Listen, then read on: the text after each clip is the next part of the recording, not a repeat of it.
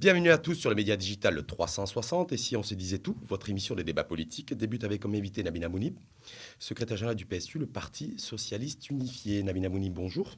Bonjour Rachid. Et merci une fois de plus d'avoir accepté notre invitation au débat. Bonjour également la fête. Bonjour Rachid. Et à l'appel de l'E360 qui interviendra durant ce débat en posant des questions à notre invité. Nabila Mounib, le boycott des élections, c'est fini compte tenu que le PSU que vous dirigez sera candidat à ce scrutin du 4 septembre 2015.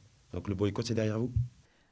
Écoutez, nous avons toujours participé aux élections, aussi bien communales que législatives, parce que le choix que nous avons fait, c'est le choix de lutte démocratique. C'est-à-dire, nous sommes là, dans la rue, pour soutenir les mouvements qui revendiquent des droits légaux.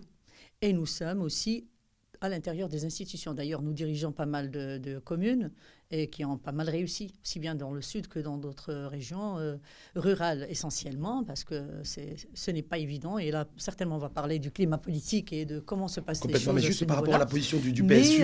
Mais boycotter, nous avions boycotté la Constitution de 2011 parce que c'était une année exceptionnelle. Nous estimions que c'était le moment qu'il fallait pour le Maroc pour avoir sa constitution démocratique avec une véritable séparation des pouvoirs, aussi bien horizontaux que verticaux. Et d'ailleurs, vous avez aussi boycotté les législatives de 2011. Oui, nous avions boycotté les législatives parce qu'avant les législatives, nous avions présenté une plateforme avec 20 propositions que nous estimions indispensables pour que ces élections soient libres et transparentes. Nabila Mounib, quel est votre projet là ? Vous dites aujourd'hui on participe aux élections du 4 septembre 2015, à la fois les communales et à la fois les régionales. Qu'est-ce qui a changé au niveau du PSU et pour aller convaincre celles et ceux qui ne sont pas forcément convaincus, et pas forcément convaincus par les voter, mais pas forcément convaincus pour voter pour le PSU ? Qu'est-ce qui a changé ? C'est qu'après 2011, lorsqu'il y a eu les révoltes et révolutions dans la région maghrébine et arabe, tous les espoirs étaient permis et nous, on espérait que c'était le début de la renaissance pour ces peuples. Ce qui est arrivé aujourd'hui, 4 ans après justement ces révoltes, c'est qu'on revient au point de départ. C'est-à-dire on a fait un 360, vous voyez ? Donc on se retrouve en train de faire du surplace. C'est-à-dire les institutions non démocratiques sont là. Il n'y a pas de liaison. Ils sont là, mais le PSU n'y est pas. Le PSU est dans certaines communes. En termes de représentativité politique au niveau du Parlement, par exemple. Au niveau du Parlement, au niveau du Parlement, on n'y est pas. Mais vous voulez changer les choses de l'extérieur ? Vous considérez que c'est descendre dans la rue ? Non, pas du tout. On était dans la rue lorsqu'il fallait être dans la rue en masse, parce que la rue peut, bien entendu, exercer une pression qui fait que ça change. De toute façon, l'ouverture du dossier de la Constitution n'a pu être faite que parce qu'il y avait la pression de la rue. Parce qu'avant, nous, on avait présenté des documents, on disait, vous, les constitutionnalistes, vous voyez tout en noir, tout va bien, on a une bonne constitution. Ah oui, mais sous la pression du mouvement du 20 février, les autorités étaient obligées d'ouvrir ce dossier. Maintenant... La place du PSU dans tout ça, le contexte régional, le printemps arabe, c'est une chose, c'est des facteurs exogènes.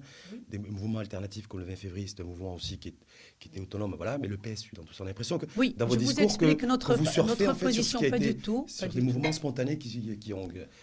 Non, c'est un parcours que nous avons construit en luttant, en militant et en payant le prix de toute façon. Aujourd'hui, ce que l'on veut montrer avec ce que l'on fait, c'est qu'une troisième voie pour la construction démocratique est possible au Maroc, ailleurs aussi, mais au Maroc, parce que tout ce qu'on essaie de nous dire et de nous faire croire, c'est que dans notre pays, par exemple, il y a une opposition entre deux fronts.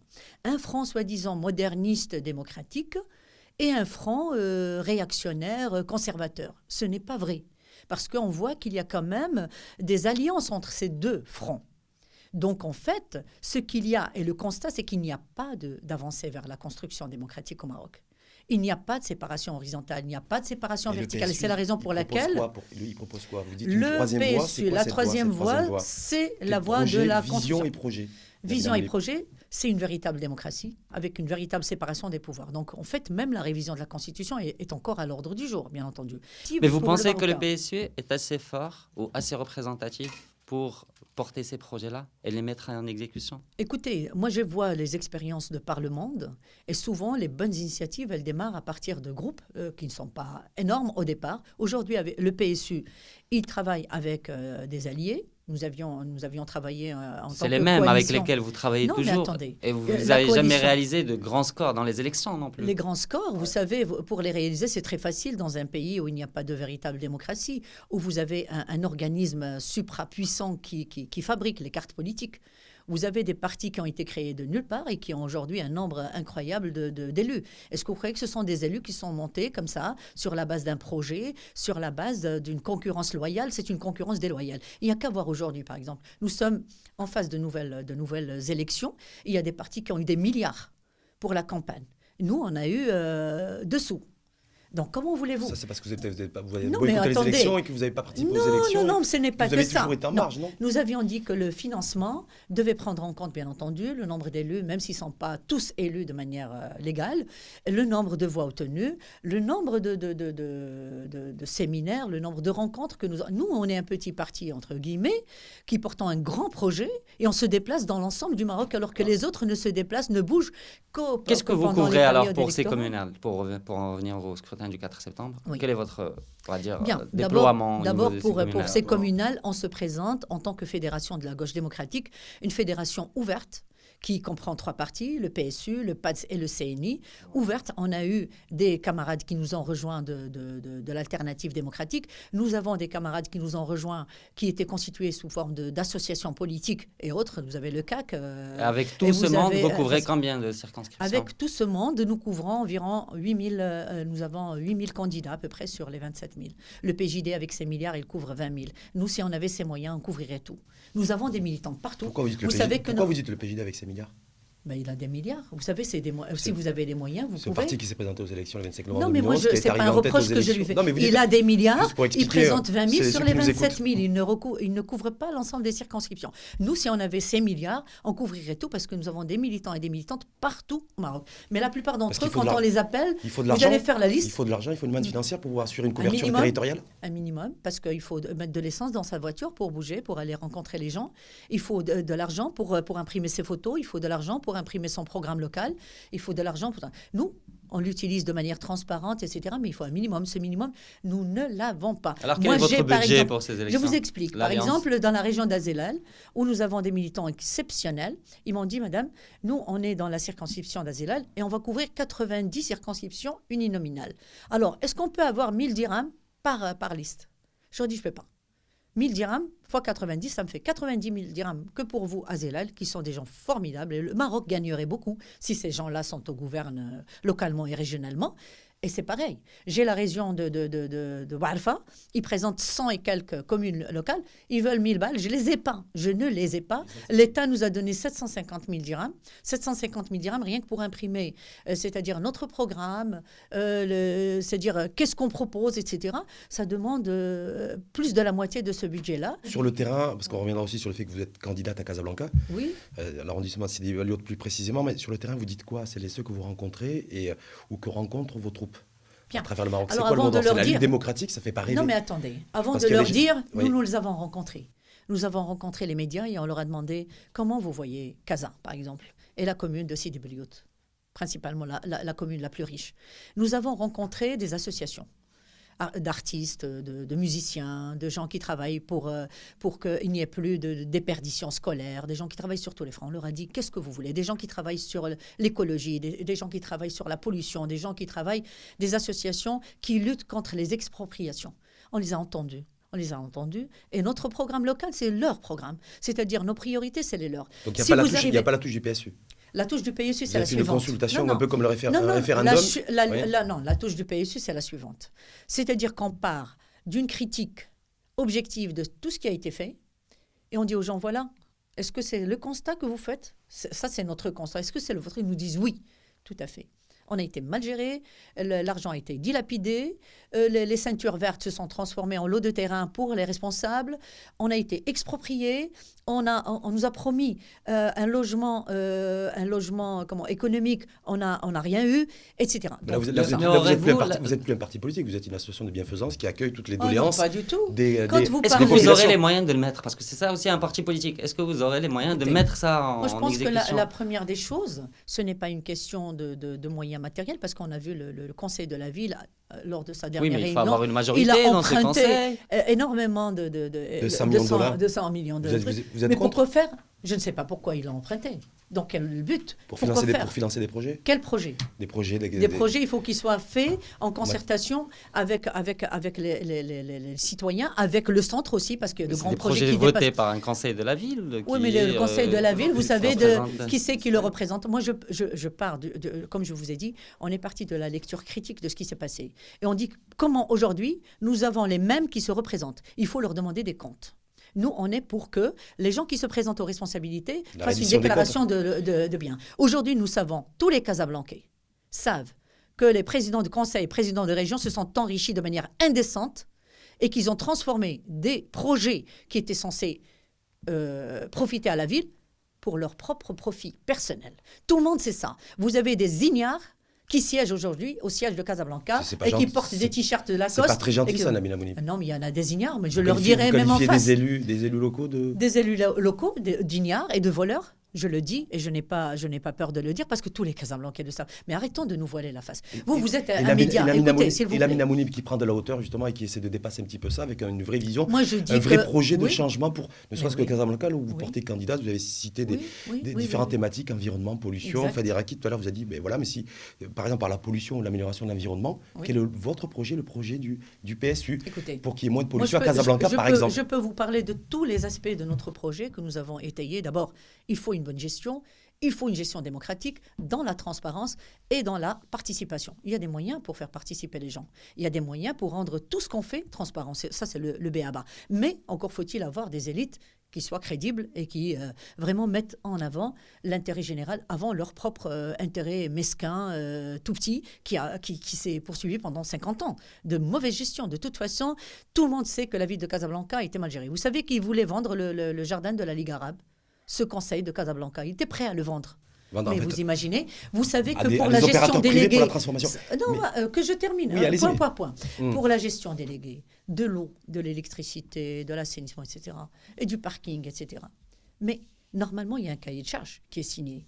Et il y a un pourcentage qui doit être réinvesti. Il n'y a pas de pourcentage réinvesti. L'argent part ailleurs et l'argent est investi dans les terrains qu'ont récupéré les grands responsables et la leader qu'elle les prépare. C'est même pas, ça se passe pas dans tout le monde connaît ce bazar. Bon, pour la pollution. La pollution, c'est quelque chose de très grave. Mais la pollution, ce n'est pas que la pollution de l'air. Il y a la pollution de l'air, de l'eau, la pollution de la terre.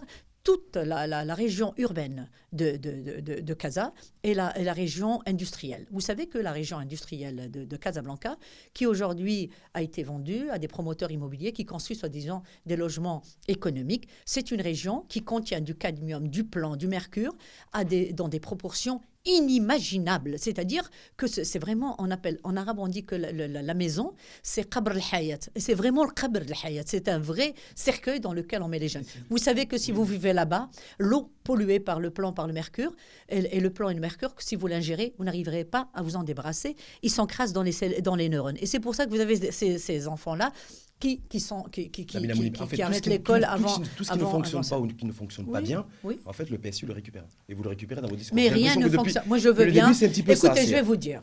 Il y a de grands projets à Casablanca. Non, c'est pas question que de dénonciation. Nous proposons l'alternative, bien entendu. Nous savons que Casa va connaître de grands projets, la marina, la zone verte de Znata et ailleurs. Mais la gestion au quotidien de Casablanca, c'est une gestion vraiment incroyable, qui devrait s'arrêter. Il devrait y avoir une audite au niveau de cette gestion-là et arrêter tous les pseudo-projets et voir à qui ils profitent. Vous savez que Casablanca, qui aujourd'hui doit s'élargir sur une zone rurale qui va jusqu'à Bouskoura, etc., qui connaît le projet au départ? Est-ce que vous pensez que vous avez des chances contre les grands candidats qui sont à Casablanca? Moi, ce que je dis d'abord, c'est pas question de pointure. Les pointures,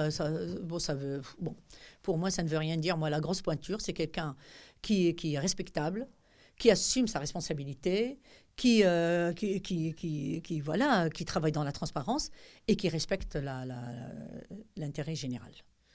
Autrement, moi, j'appelle pas grosse pointure quelqu'un qui monte dans une grosse bagnole, qui a un gros compte pourri. Ça, c'est pas une grosse pointure pour moi. Donc voilà, les gens qui n'ont aucun projet. Vous savez qu'ici, il y a des candidats qui ont juré qu'ils pourraient toujours réussir à Casa. Et en s'appuyant sur quoi? En s'appuyant sur les bidonvilles Ils achètent 4 bidonvilles, 5 bidonvilles, et soi-disant, ils leur distribuent des miettes. Et puis, arrivé à la période des élections, vous savez, moi, je débarque devant un bidonville, on me dit « zone interdite ». Ça appartient à Madame X, à Monsieur X.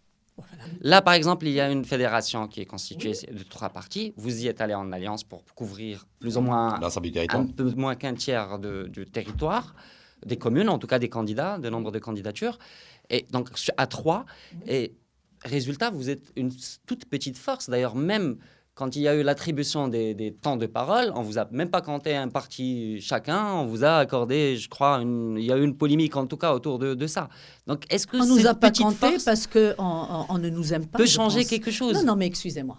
Nous, on ne nous aime pas. Donc, plus on réduit le temps de passage à la télé ou autre, moins c'est bon. Mais au-delà aussi de ce temps de passage. Je veux dire, même la capacité de recrutement du PSU n'est pas très forte. Vous étiez très proche du mouvement du 20 février. Oui. On pensait à un moment même que peut-être le PSU allait résorber, absorber en fait toute cette jeunesse-là qui, dans les idées, sont proches des vôtres. Je vais vous donner des exemples pour comprendre ce qui se passe. Vous n'avez rien vu.